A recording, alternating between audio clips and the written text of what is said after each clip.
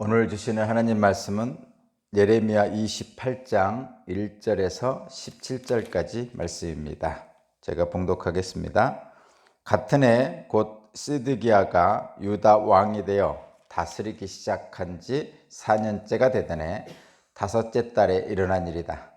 기브온 사람 아술의 아들 하나냐라는 예언자가 있었는데 그가 주님의 성전에서 제사장들과 온 백성이 보는 앞에서 나에게 이렇게 말하였다. 나 만군의 주 이스라엘의 하나님이 말한다. 내가 바벨로니아 왕의 멍에를 꺾어버렸다. 바벨로니아 왕 느부갓네살이 이곳에서 탈취하여 바벨로니아로 가져간 주의 성전의 모든 기구를 내가 친히 2년 안에 이곳으로 다시 가져오겠다. 또 유다 왕 여호야김의 아들 여고냐와 바벨로니아로 잡혀간 유다의 모든 포로도 내가 이곳으로 다시 데려오겠다. 나 주의 말이다. 내가 반드시 바벨로니아 왕의 멍에를 꺾어버리겠다. 그러자 예언자 예레미야가 주님의 성전에 서 있는 제사장들과 온 백성이 보는 앞에서 예언자 하나냐에게 대답하였다. 그때 예언자 예레미야는 이렇게 말하였다. 아멘. 주님께서 그렇게만 하여 주신다면 오죽이나 좋겠소. 당신이 예언한 말을 주님께서 성취해 주셔서 주님의 성전 기구와 모든 포로가 바벨로니아에서 이곳으로 되돌아올 수 있기를 나도 바라오. 그러나 당신은 이제 내가 당신의 귀와 온 백성의 귀에 이르는 이 말을 들으시오. 옛날부터 우리의 선배 예언자들은 많은 나라와 큰 왕국의 전쟁과 기근과 연병이 닥칠 것을 예언하였소. 평화를 예언하는 예언자는 그가 예언한 말이 성취된 뒤에야 비로소 사람들이 그를 주님께서 보내신 참 예언자로 인정하게 될 것이요. 예언자 하나냐가 예언자 예레미야의 목에서 나무 멍에를 빼앗아 꺾어버렸다. 그리고 하나냐는 온 백성이 보는 앞에서 이렇게 말하였다. 나 주가 말한다. 내가 2년 안에 바벨로니아 왕 느부갓네살의 멍에를 모든 민족의 목에서 벗겨서 이와 같이 꺾어버리겠다. 예언자 예레미야는 그 자리를 떠났다. 예언자 하나냐가 예언자 예레미야의 목에서 나무 멍에를 빼앗아 꺾어버린 뒤에 주님께서 예레미야에게 이렇게 말씀하셨다. 너는 가서 하나냐에게 이렇게 전하여라. 나 주가 말한다. 너는 나무로 만든 멍에를 꺾어버렸으나 오히려 그 대신에 쇠로 멍에를 만들고 말았다. 진실로 나 만군의 주 이스라엘의 하나님이 말한다. 내가 이 모든 민족의 목에 쇠로 만든 멍에를 메우고 바벨로니아 왕 느부갓네살을 섬기게 하였으니 그들이 그를 섬길 수밖에 없다. 나는 심지어 들짐승도 그에게 넘겨주겠다. 예언자 에레미야는 예언자 하냐냐에게 말하였다. 하냐냐는 똑똑히 들으시오. 주님께서는 당신을 예언자로 보내지 않으셨는데도 당신은 이 백성에게 거짓을 믿도록 하였소. 그러므로 주님께서 이렇게 말씀하셨소. 내가 너를 이 지면에서 영영 없애버릴 것이니 금년에 내가 죽을 것이다. 내가 나 주를 거역하는 말을 하였기 때문이다. 예언자 하냐냐가 바로 그의 7째 달에 죽었다. 아멘.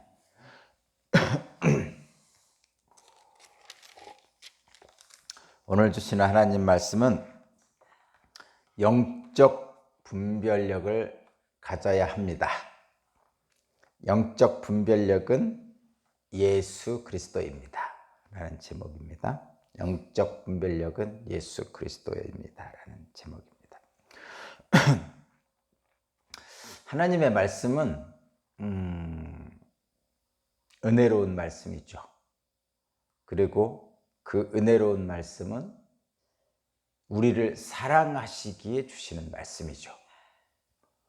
그런데 우리를 사랑하시는 그 은혜로운 말씀에는 위로할 때도 있고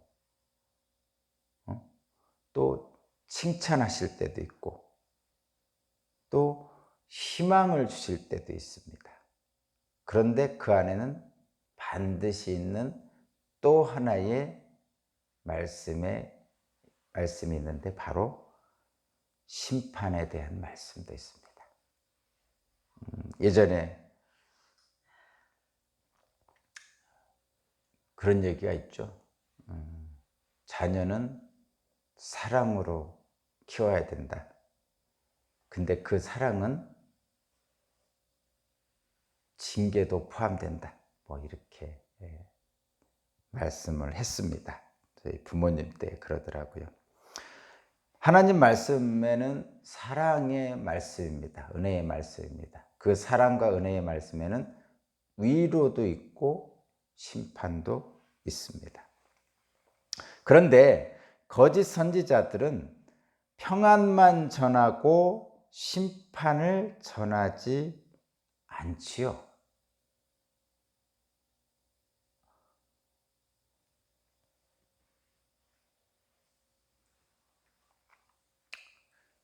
자녀를 키울 때 오냐 오냐 오냐만 하면 자녀가 잘 크지 않습니다. 정말 귀한 자녀는 예전에 제가 들은 얘기인데 함부로 키운다고 그러죠. 함부로 키운다는 표현은 이런 얘기입니다. 예를 들면 이름을 개똥이라고 짓죠. 정말 귀한 집, 오대 독자니 이런 자녀들 이름을 대갓집, 옛날로 얘기하면 말하자면 대갓집 오대 독자, 그러면 그 할아버지가 이름을 개똥이라고 졌대요. 김개똥이, 박개똥이 이렇게 졌답니다. 그래서 개똥처럼 천하고 막 아무 데서나 굴러다니는 것처럼 불렀대요. 너무 귀했기 때문에 그랬다는 말이 있습니다. 거짓 선지자는 평안만 전하고 죄의 심판을 전하지 않습니다. 백성들에게 입에 맞는 달콤한 말만을 전하죠. 근데 이유는 딱 하나죠. 달콤한 말을 전해서 그 사람들의 마음을 빼앗고자 하는 거죠. 왜?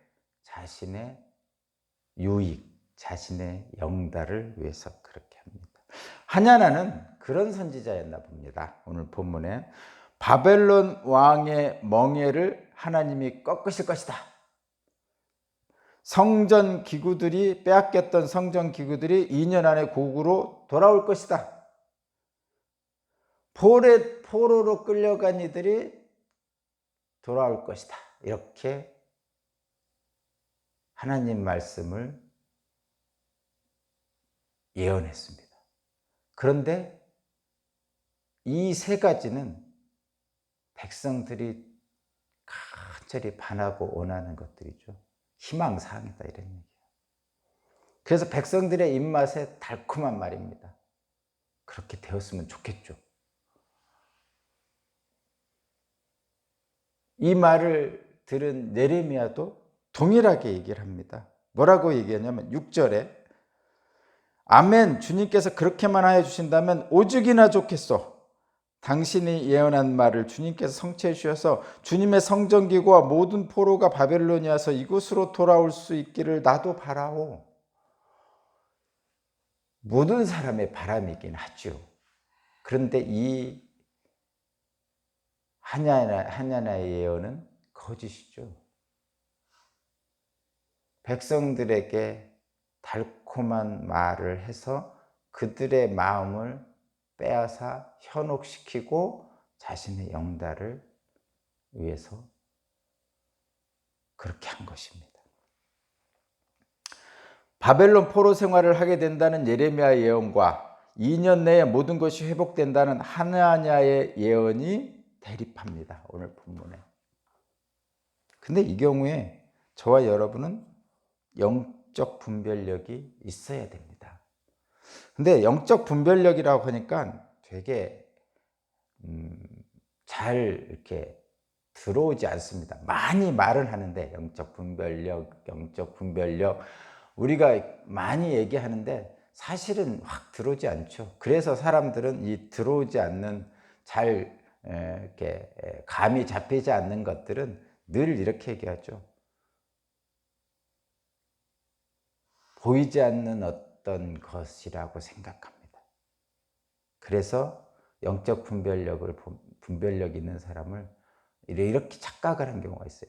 귀신을 본다든가, 보이지 않는 것, 귀신은 원래 안 보이는 건데 안 보이는 귀신을 본다든가,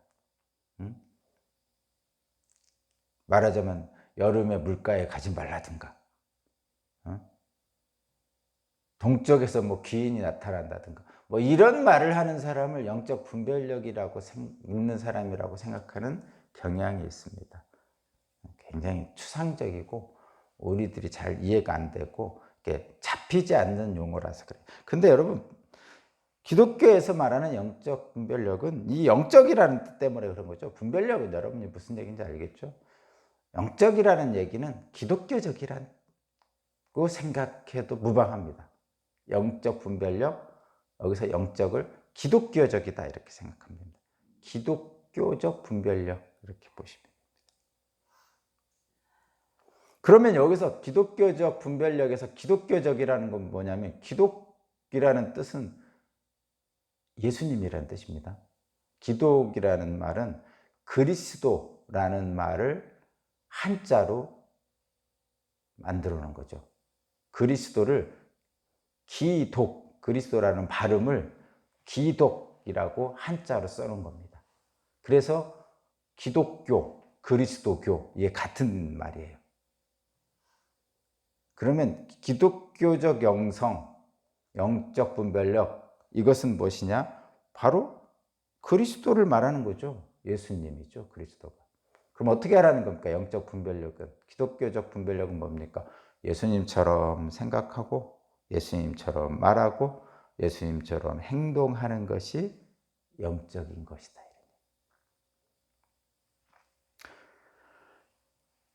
분별력 있는 영적 분별력, 바로 예수님처럼 생각하고 행동하고 말하면 됩니다. 더 어렵나요? 하나님의 뜻과 상반된 거짓 예언을 하냐냐가 하고 있습니다. 귀에 즐거운 말, 입에 달콤한 말, 눈에 황홀한 말, 그것들로 거짓 평안을 예언하고 있습니다. 그런데 이러한 거짓 평안의 예언을 하는 하냐냐의 설교는 악합니다. 왜 악하냐면 죄에서 돌이킬 기회를 박탈하기 때문에 악한 거죠. 하나님은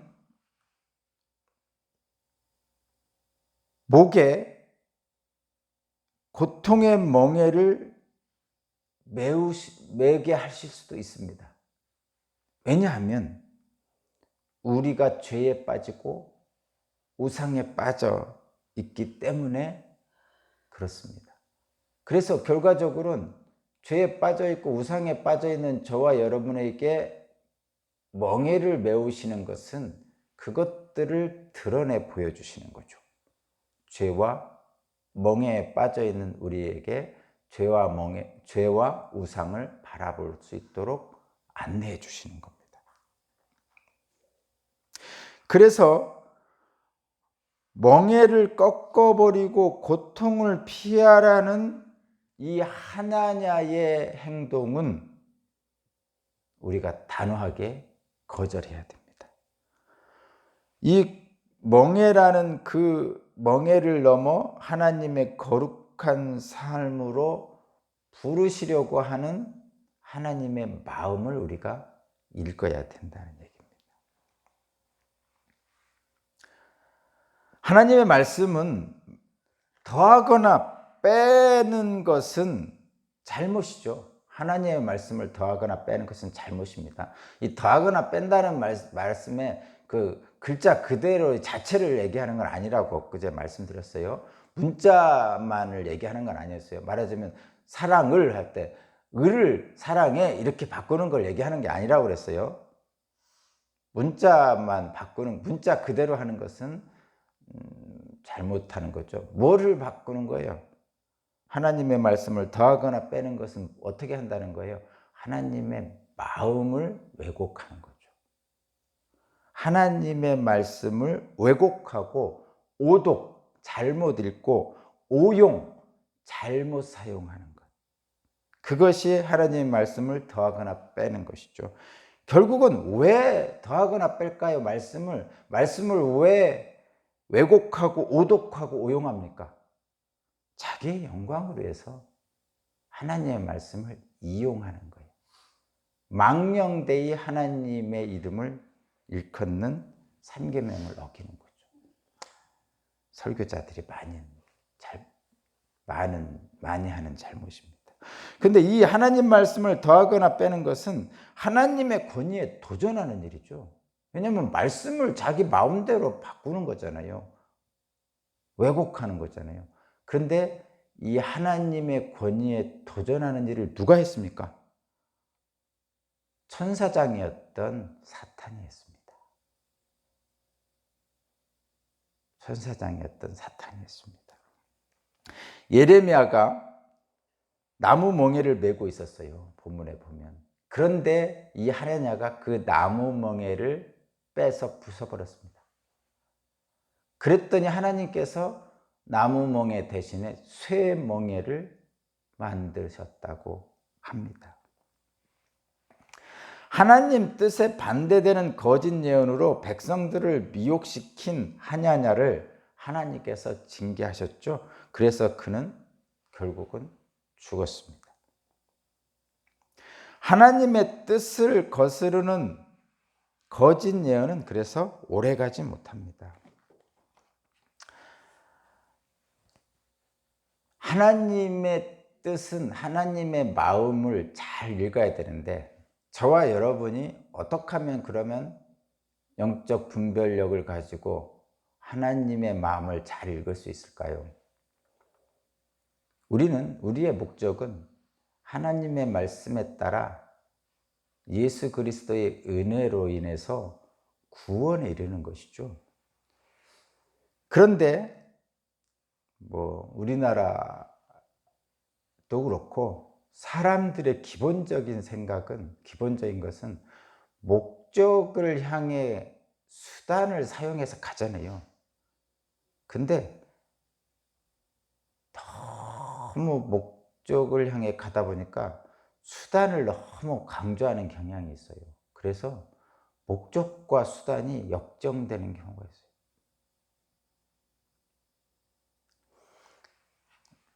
가끔 우리나라 교회들이 이렇게 하죠. 훈련을 굉장히 중요시합니다. 물론 훈련 중요합니다. 근데 훈련을 중요시하는 그래서 심리학을 막 적용하기도 합니다. 물론 심리학도 적용하고 사회학도 적용하고 다 하지만 심리학을 막 적용해서 목회를 하려고 하기도 하고 또 자기 개발 이런 것을 중시해서 인간 중심주의 사실 이런 게 인본주의인데 인간 중심적으로 자기 개발을 강조한다든가 이렇게 하기도 합니다. 근데 그런 어떤 그 수련회, 훈련, 심리학적인 접근 이런 것들은 다 수단이죠. 도구입니다. 그것들을 하지 말라는 게 아니고 음악을 사용하고 그림을 사용하고 이런 것들 다 도구죠.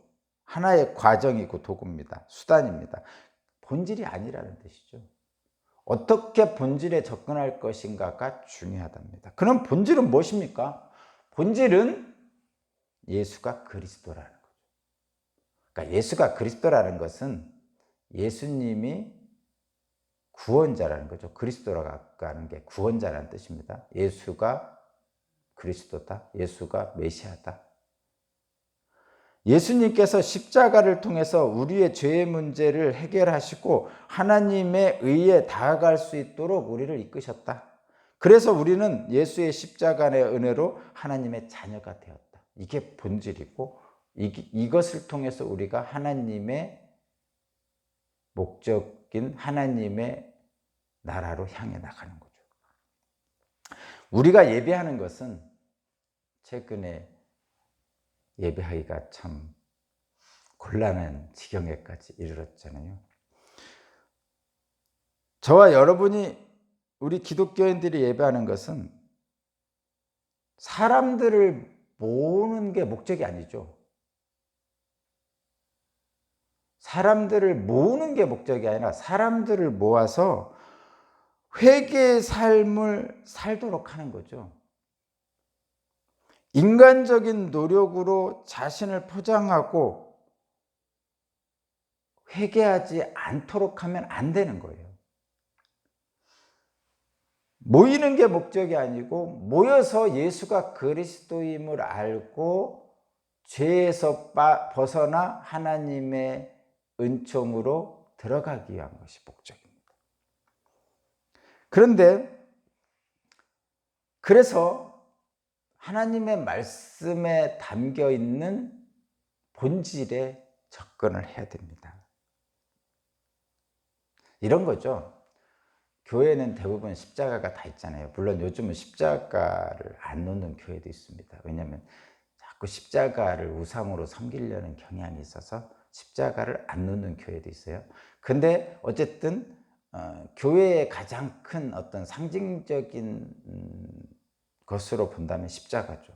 근데 십자가에 딱 앞에 서잖아요. 십자가에 앞에 선다고 그럽니다. 그럼 예수 그리스도 앞에 서는 거예요. 십자가에 딱 앞에 섰다는 얘기는 뭐를 우리에게 주냐면, 교회에 와서 십자가 앞에 딱 섰다, 예수님 앞에 딱 섰다는 것은 뭐를 얘기냐면, 내가 죄인이구나 라는 것을 아는 겁니다. 왜 그걸 알게 되죠? 예수님이 우리의 죄를 대신해서 십자가에 죽으셨잖아요. 그리고 그 십자가의 보혈의 은혜로 우리의 죄가 사해져서 하나님 앞으로 나아갈 수 있는 거죠. 그러니까 예수님이 왜 죽으셨을까? 십자가에 죽으셨어. 왜 죽었지? 나의 죄 때문에 죽으셨어. 그래서 십자가 앞에 선다는 것은 나의 죄를 알게 된다는 겁니다. 그리고 나의 죄의 밑바닥까지 내려가서 도대체 나는 왜 이런 죄를 져서 저 예수님께서 십자가에 죽게까지 했을까라고 고민하고 고통스럽고 하고 절망하게 되는 거죠. 그 끝에서 십자가를 붙들고 예수님이 부활하신 것처럼 우리도 부활하는 거죠. 그게 본질입니다. 그런 경험을 하기 위해서 우리는 모이는 거죠. 모이는 게 목적이 아니에요. 모이는 게 목적이 아니에요. 그런 십자가의 경험을 통해서 저와 여러분을 하나님의 은혜로 하나님의 자녀가 되는 특권을 주시고자 하는 거죠. 자, 여러분, 영적 분별력을 가져야 됩니다. 영적 분별력은 예수 그리스도입니다. 예수 그리스도의 십자가 앞에 서서 우리의 본 모습을 들여다보는 것이 영적 분별력입니다.